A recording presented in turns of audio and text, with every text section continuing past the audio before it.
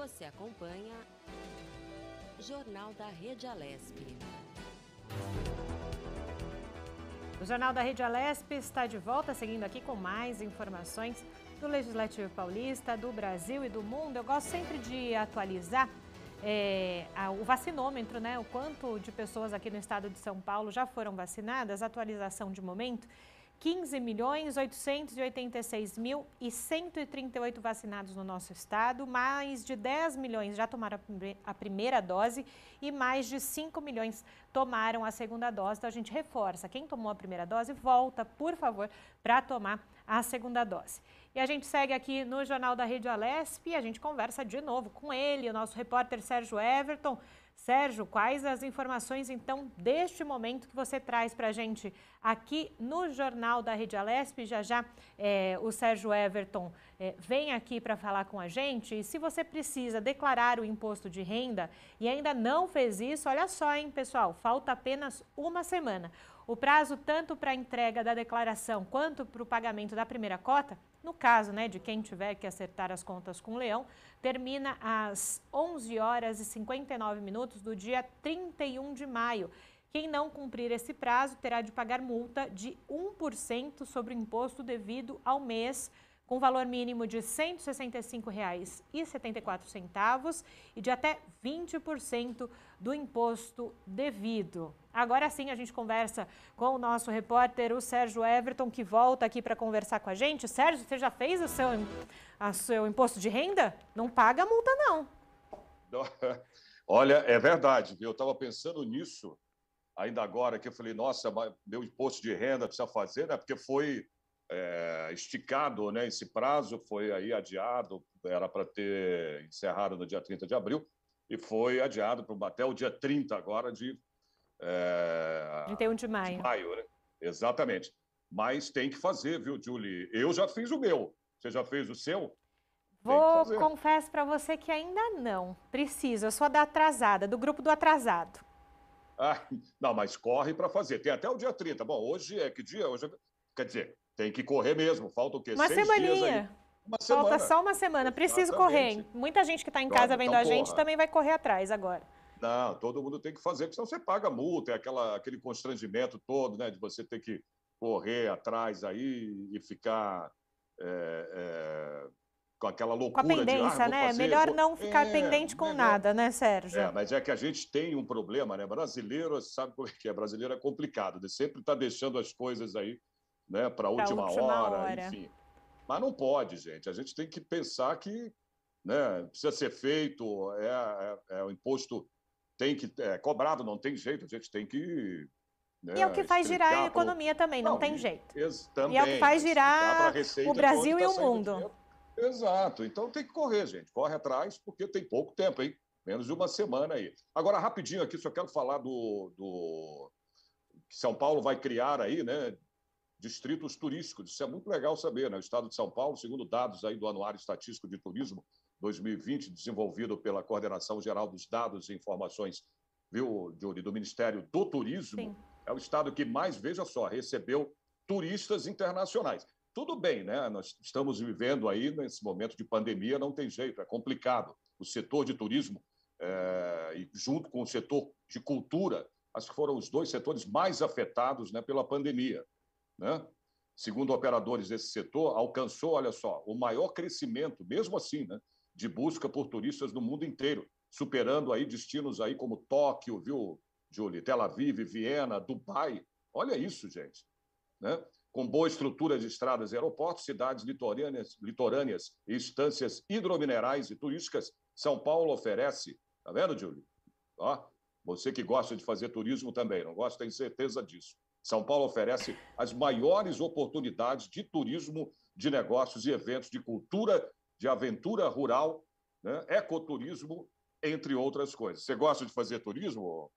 Gosto. Julie? E acho que todo mundo, como eu, sente falta faz aquela viagem um pouco mais longa, com um pouco mais de dias. Mas a gente segura, né, o dinheiro e a vontade para depois da pandemia. Não. E é importante a gente falar disso, que a gente está vivendo esse momento, como eu falei há pouco, né, Júlio, dessa pandemia toda. E mesmo assim, né, você vê que São Paulo, né, tô dizendo continua aqui, sendo. impressionante, né? Como São Paulo é o estado onde mais se faz, né, turismo. Olha que coisa, mais do que Tóquio, Tel Aviv, Viena, como eu disse, Dubai, né, tem uma estrutura muito boa aí, como eu disse agora, de aeroportos, né, de estradas. São Paulo é muito bom, gente, para turismo. Todo mundo fala, mas São Paulo é cidade, né, do frio, Não é mais, inclusive, né? A gente não tem mais essa... Né? Se estivesse falando de 20 anos atrás, né? Eu, quando cheguei em São Paulo, eu cheguei a pegar frio aqui de 1 grau, né? Então, não tem esse negócio, não. São Paulo tem praias lindas, maravilhosas, né? Lugares para você fazer turismo que são perfeitos, entendeu?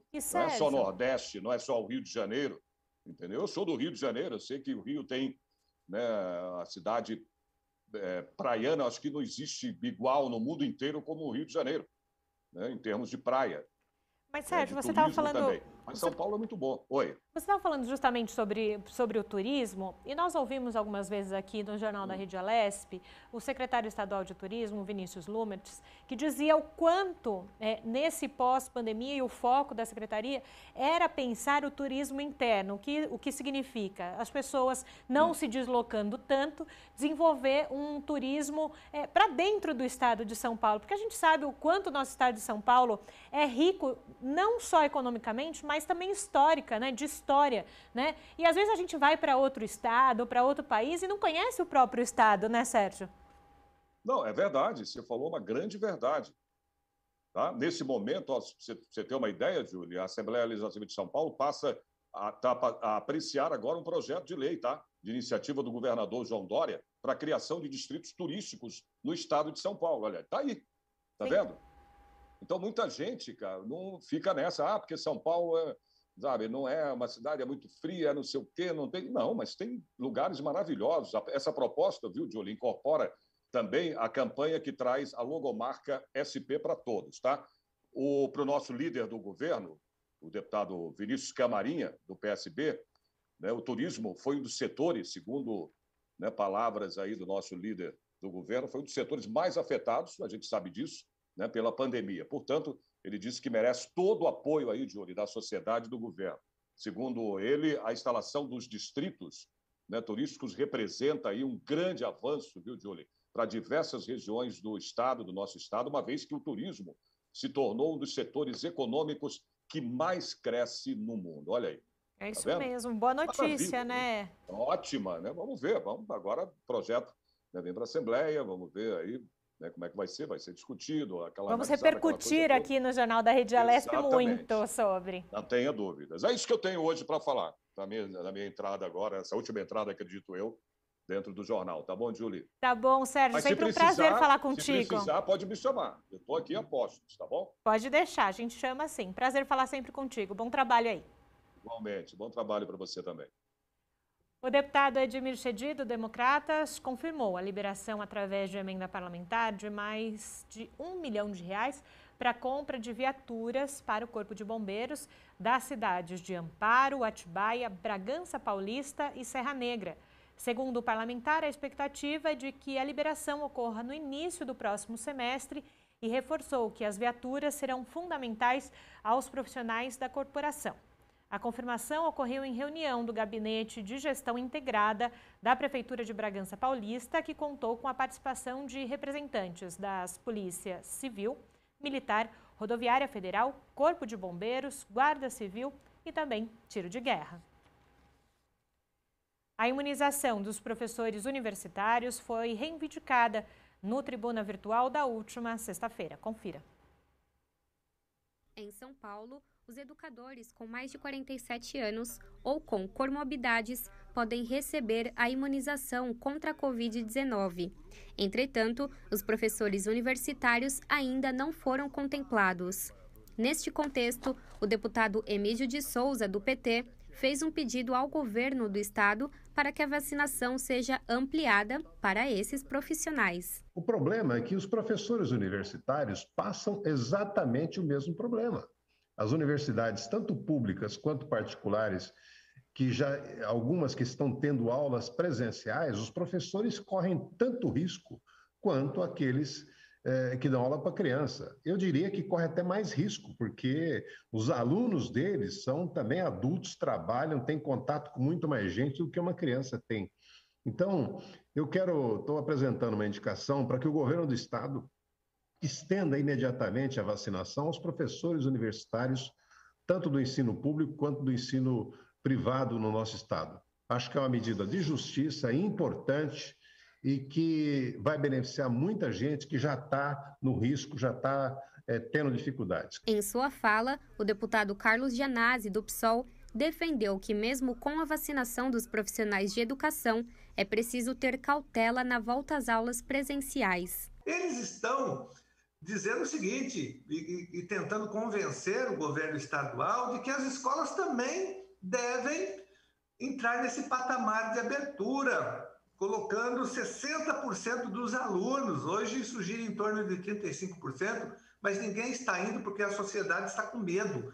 Os pais de alunos estão temerosos, eles não acreditam no governo, né? Então tem muito medo em relação à volta das aulas presenciais da própria comunidade escolar. Mas esse grupo Escolas Abertas está com essa defesa agora. E o que me deixa mais chocado é que isso tem normalmente o apoio e esse grupo é muito bem recepcionado, muito bem recebido pelo secretário da Educação, Rocieli. Também esteve na tribuna a deputada Janaína Pascoal, do PSL.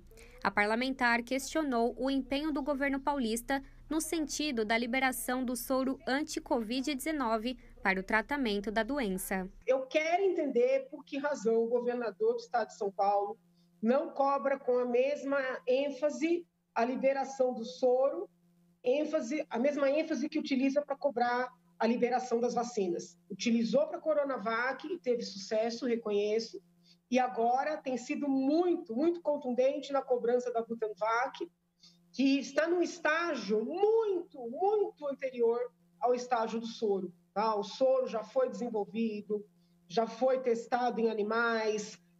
A Butanvac está começando agora. A Butanvac, muito embora o governo diga que é 100% brasileira, teve, né, uma parte do seu desenvolvimento no exterior. O soro anti-Covid, sim, é 100% brasileiro. Então, aqui fica uma vez mais, de maneira respeitosa, mas também ansiosa, a cobrança de que o governo do estado invista, não estou falando de dinheiro, invista energia na liberação desse soro. Acompanhe a transmissão ao vivo da tribuna virtual de segunda a sexta-feira, à 13h, pela programação da TV ou YouTube da Rede Alesp. Em 2021, a pandemia do novo coronavírus tem sido diariamente fatal para uma categoria profissional, a dos jornalistas brasileiros. De acordo com uma pesquisa divulgada pela Federação Nacional dos Jornalistas, a FENAGE, na média diária, ao menos um comunicador no Brasil não tem resistido à luta contra a Covid-19, infelizmente. Os dados referentes ao primeiro quadrimestre de 2021 e revelados pela FENAGE mostram que de 1º de janeiro a 30 de abril desse ano, 124 jornalistas morreram em decorrência da Covid-19 aqui no nosso país. Na média, 31 óbitos por mês. No ano passado, a média foi de 8 mortes mensais em decorrência da doença entre os profissionais da imprensa. Com a aceleração de vítimas no primeiro quadrimestre de 2021, a FENAGE contabiliza 213 jornalistas mortos no Brasil por causa do novo coronavírus. No geral, o país contabiliza mais de 441 mil mortes em decorrência da Covid-19, ficando somente atrás dos Estados Unidos, no total absoluto de óbitos em todo o mundo. Toda essa situação envolvendo a categoria fez o país chegar ao topo da lista de países com mais jornalistas mortos em decorrência da Covid-19. O Instituto do Legislativo Paulista, o ILP, promoveu o webinar Contas Públicas Online para explicar a gestores e servidores a nova lei de licitações e contratos administrativos. O encontro foi realizado na última sexta-feira em ambiente virtual e contou com a participação de vários especialistas. A repórter Melissa Araújo acompanhou o evento. A lei está valendo desde 1º de abril desse ano e muda completamente as regras para firmar contratos e proceder com licitações. Para tratar do assunto, em parceria com a FIP, Fundação Instituto de Pesquisas Econômicas, o ILP convidou os professores Mayra Coutinho Ferreira Giroto, Moacir Marques e Alessandra Salles. Eles falaram sobre a capacitação adequada de servidores para pôr em prática essa nova lei. O presidente da Assembleia Legislativa, deputado Carlão Pinhatari, do PSDB, abriu o evento. As leis tiveram alterações enormes. Essa lei, que foi agora sancionada 1º de abril, tiveram alterações enormes. Na época ainda da 8666, elas tiveram alterações de extrema relevância. O que eu acho que era importante.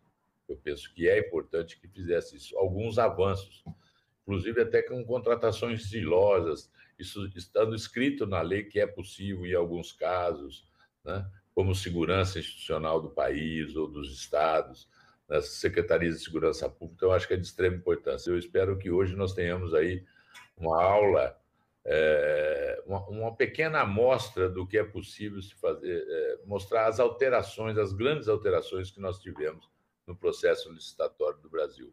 A primeira a fazer a explanação foi a professora Alessandra Salles, que tratou das inovações trazidas nessa nova lei.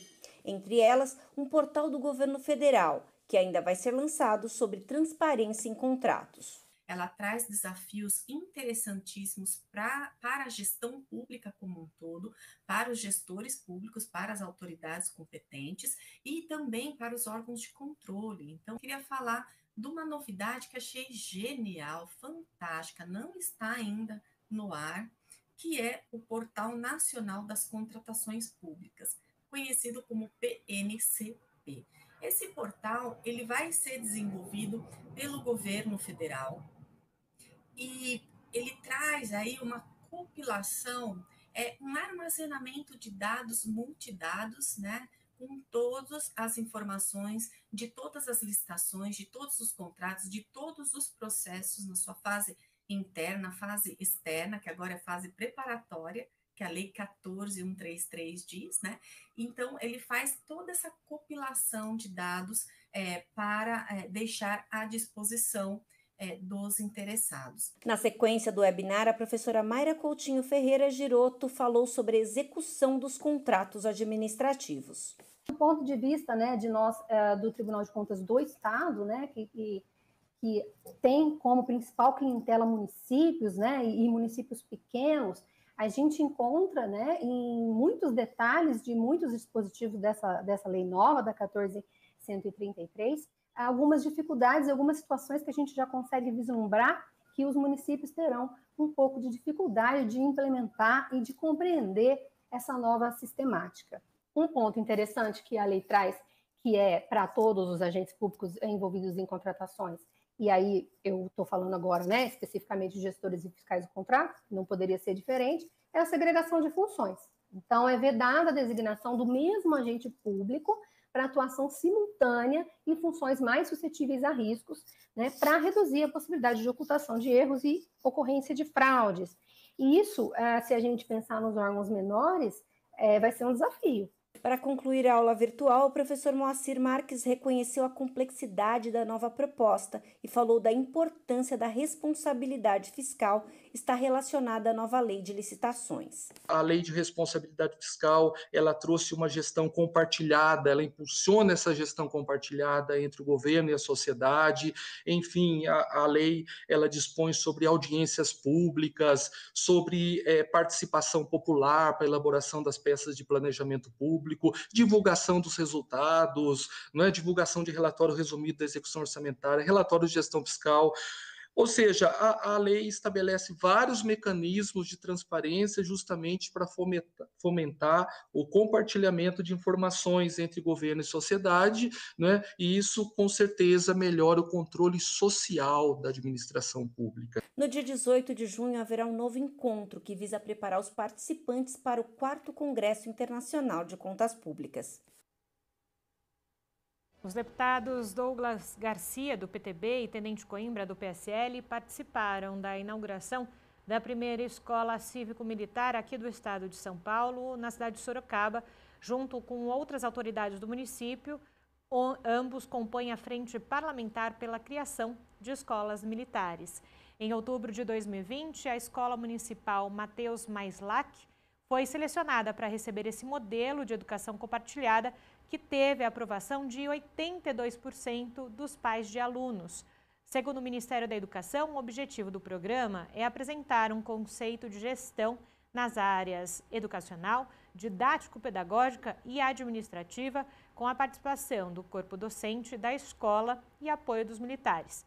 Segundo Douglas Garcia, esse é um modelo que vem dando muito certo aqui no país, nos melhores lugares no Exame Nacional do Ensino Médio, o Enem, e que vai lutar pela educação de qualidade. O Jornal da Rede Alesp vai para mais um rápido intervalo, a gente volta já já.